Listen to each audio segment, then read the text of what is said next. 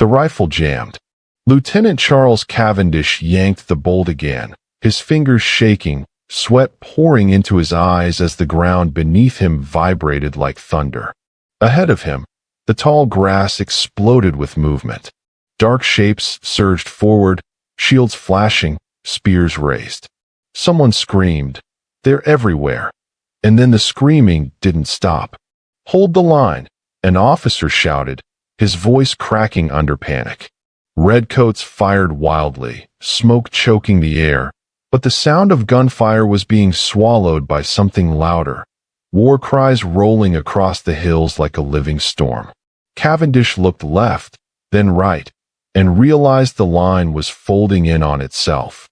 A Zulu warrior burst through the smoke, eyes locked forward, feet pounding the earth. Cavendish raised his rifle like a club, too late. The spear came up fast and precise.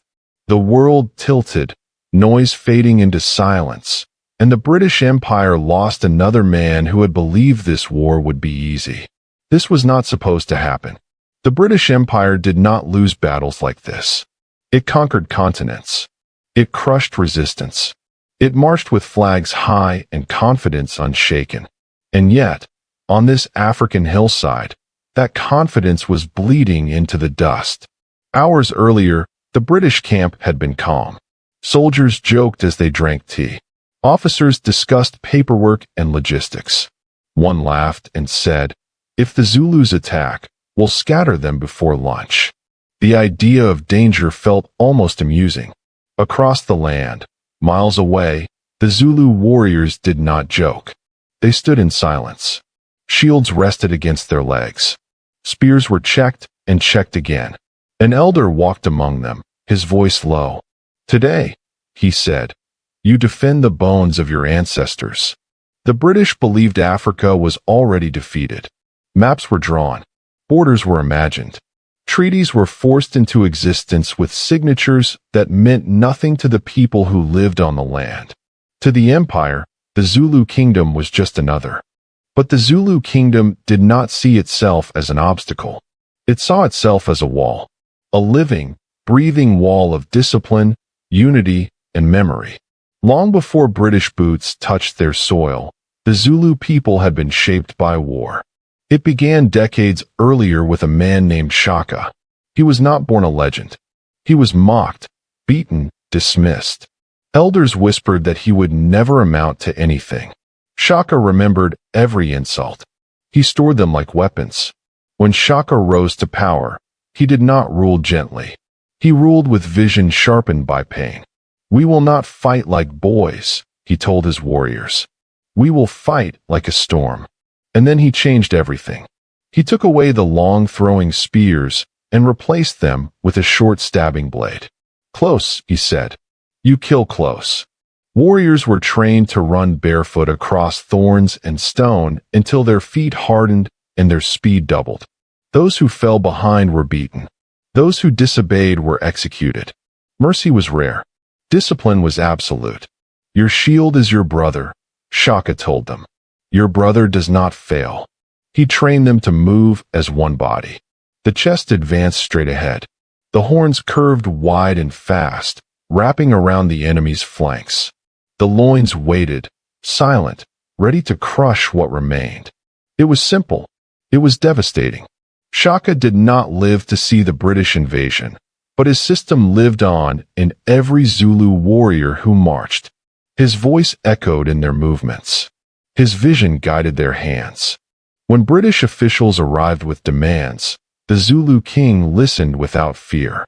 The ultimatum was insulting. "Disarm your army. Accept our rule. Change who you are." The response was silence.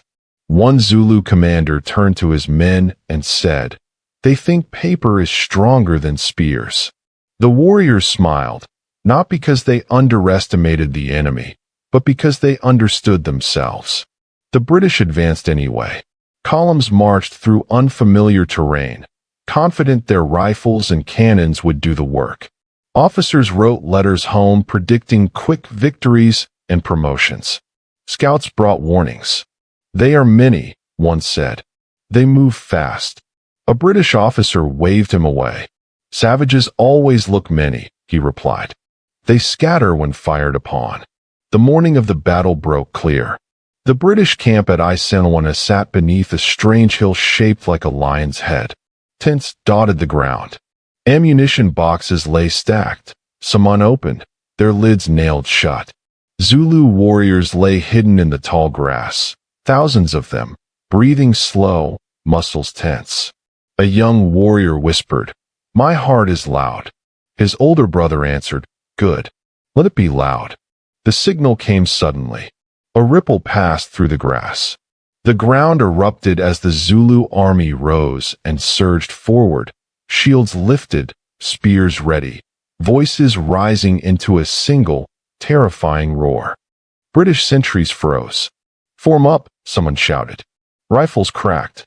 Smoke filled the air. The first wave of Zulu warriors fell, but the rest did not stop. They ran harder, faster, closer. The horns split wide, moving unseen along the flanks. British soldiers focused forward, firing again and again, unaware of the trap closing around them. "Where are the reserves?" an officer demanded. Another shouted back, "I don't know." Ammunition ran low. Boxes were opened too slowly. Orders contradicted each other. Confusion spread faster than fear. The Zulu chest slammed into the British line. Shields absorbed bullets. Spears struck with brutal precision. Men fell screaming. The red line bent, then broke. A British soldier dropped his rifle and ran. Another tried to reload with shaking hands. "Stand your ground," an officer screamed before a spear silenced him forever. On the flank, the horns closed. British soldiers turned just in time to see Zulu warriors sprinting straight at them, eyes burning with purpose. There was nowhere left to retreat. Hand-to-hand combat swallowed the battlefield. Bayonets clashed with shields. Spears stabbed and withdrew in practiced rhythm. The noise was unbearable. Metal, flesh, voices colliding. Lieutenant Cavendish stumbled backward, tripping over a fallen comrade. He saw the British flag drop into the dirt. For a moment, he understood. This was not chaos. This was design. Within hours, it was over. The battlefield was silent except for the wounded. Over 1,000 British soldiers lay dead. The Zulu warriors stood among them, breathing hard, victorious. Word spread fast. British survivors staggered into distant camps with hollow eyes. "They destroyed us," one whispered. "They destroyed us all." In Britain, newspapers struggled to explain it. How could men with spears defeat an empire armed with guns? Some called it a fluke. Others called it a massacre. None wanted to call it brilliance. The empire responded with rage. Reinforcements poured in. The British would return with more guns, more men, more firepower. Revenge became policy. Later battles would go differently. History would remember British victories more clearly.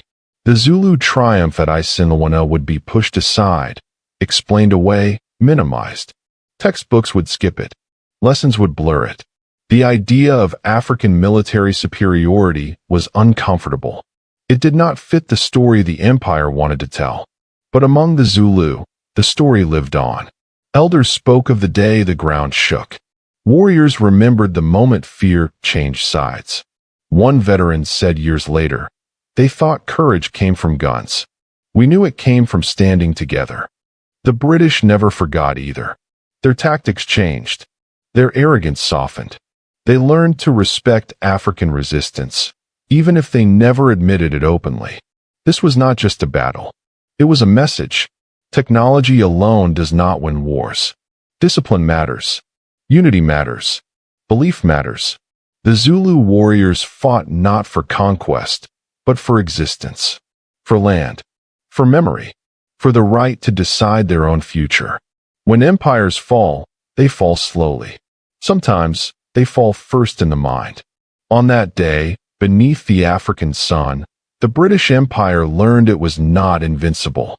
And the Zulu learned something too, that they could face the greatest power on earth and make it bleed.